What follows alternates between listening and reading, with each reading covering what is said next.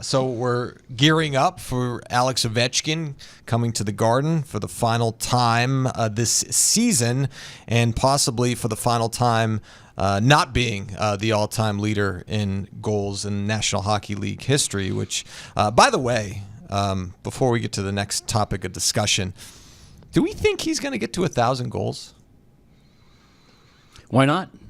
Why not? I don't know what his game plan is, Judd. He might have talked about maybe next year being his last year, particularly if he didn't reach 895 this year.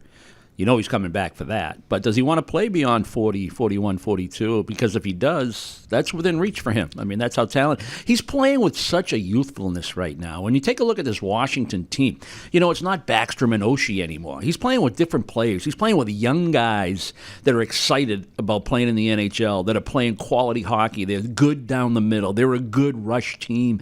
And I attribute that to a quality head coach and a coaching staff that has these guys playing in a style, and they can play any style, not the way you want, that they will dictate. What's the best way for us to play tonight to be the Boston Bruins? And they'll play to that style. And it's a variety of style. They don't play the one way all the time. But I think because of the success of some of the younger players that have popped, that have been drafted and developed or traded for as young players that are now quality NHL players, I think it's added to that youthfulness to a 39-year-old guy that has a lot to play for. So he only has one more year left on a contract. He's signed through 25-26, making $9.5 million, which right now that sounds like a bargain. And the Capitals are only going to get better. They're going to add Ryan Leonard here down the stretch. It's just a function of when he opts to turn pro. And this is already a really good Capitals team. We'll talk about this a little bit more during the course of the game, but their general manager, Brian McClellan, has started to sign his guys. He wrapped up his goaltenders. So both of those guys are going to be back, and he started to ink some more guys looking forward. And you've got a lot of key guys that are under contract at very manageable numbers here going forward. So why not? Let's see how far he can get. But just thinking about Ovechkin's numbers and where he ultimately winds up, is there somebody currently in the game that has an opportunity that could pass him? The one name that really comes to mind, just based on the frequency and the amount that he scored, is Austin Matthews. So if you look at goals per game scored, he's 5th all-time in the league. Ovechkin is 8th. So if he's able to stay healthy and continue to produce at this rate, and if he's able to play have the type of longevity that a guy like Alexander Ovechkin has had, he has an opportunity to break it. And if you're wondering, David Pastrnak is 18th on the list. I think health is the key word with Austin Matthews, right? And two different players in terms of the way they're built, Brick, right? Yeah, no doubt. And that was the first thing or second thing we talked about Ovechkin and why he's in the position that he's in. One other thing I would add, too, that helps Ovechkin at this point in his career is you don't just game plan for him, right? I mean, Tom Wilson has 31 goals. Protas has 30 goals. You just can't say, we shut down Ovechkin, we win the hockey game. Not the case. If it was ever the case in the past, that no longer exists. So Alex Ovechkin sitting on 890 goals going into the matchup against the Boston Bruins again. He has a hat trick in his career against the Bruins, but needs a huge night at TD Garden to tie, never mind break the record. We haven't had a 5-goal game in a while either in the National Hockey League. So it leads to the next question. Didn't Gretz have, Judd, you probably know this, you're a historian.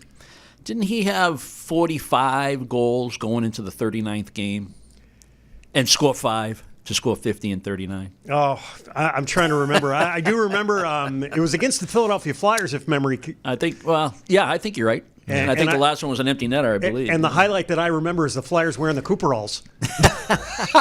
I wore those. You did? Yes. Snazzy. What's the Finnish word for that? I love it. Yeah, right. I looked like I was in shape wearing those things.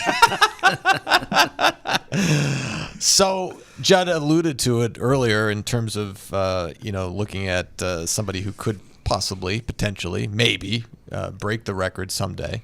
And Austin Matthews, looking at goals per game, it leads me to ask this question: who are the greatest goal scorers in the history of the National Hockey League? Sure, you could look at the list and say, all right, yeah, there's Gretzky, there's Ovechkin, there's Jagr, there's Howe, right?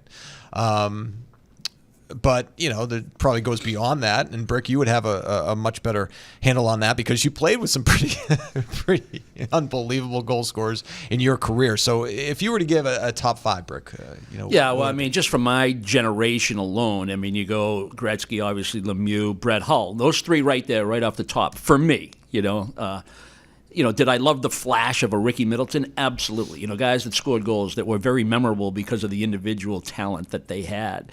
But for me, and I grew up in the area of, the Big Bad Bruins, I was a kid. I was very, I was affected and I loved watching guys score goals. So Esposito was right there, as was John Busick. Those were my guys as far as goal scoring in the NHL, when I was, 8 to 14 years old.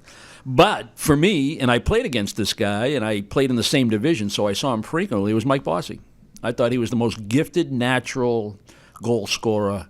And I don't know where he is, Judd, on that list of yours of goals per game or number He's one. All right, Number one. go. 573 goals in 752 games. Yeah, he would be my number 1 pick. Yeah. As far as pure goal scorer.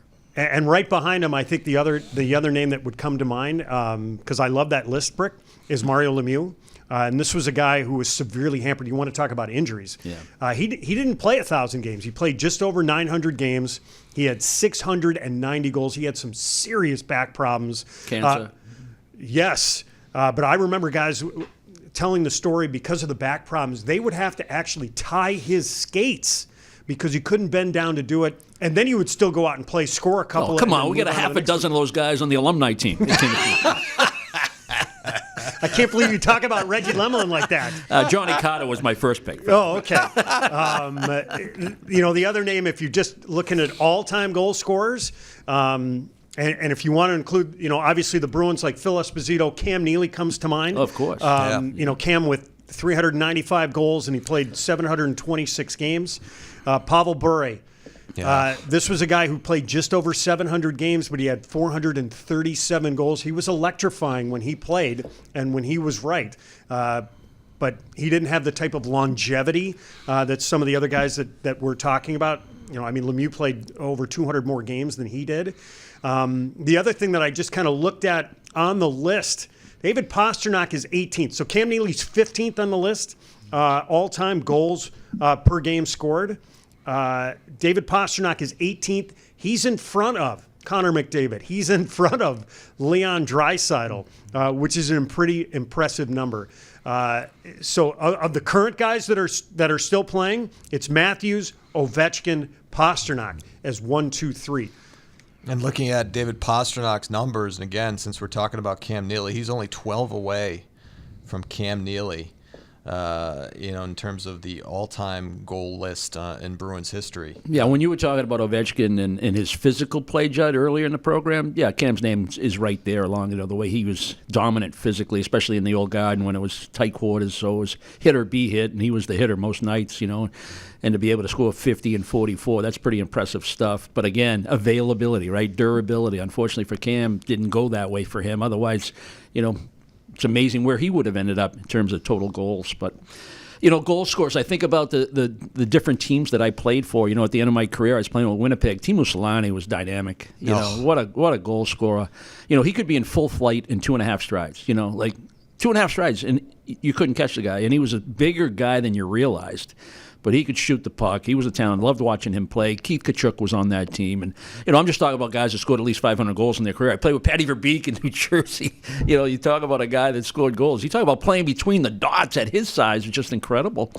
So not only did I get a chance to play with Cam, but I played with those guys as well. When I broke in with Philadelphia, he had Darryl Sittler, in the last years of his career, was part of the Flyers. Timmy Kerr was on that team.